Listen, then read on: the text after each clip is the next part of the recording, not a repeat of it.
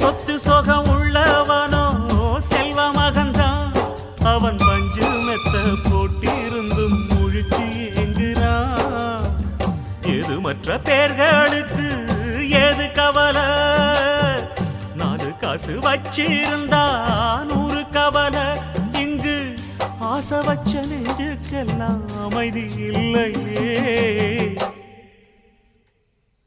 என்ன வேலை அது என்ன வேலை மன நிம்மதிதான் இங்கு என்ன வேலை எந்த கடை அது எந்த கடை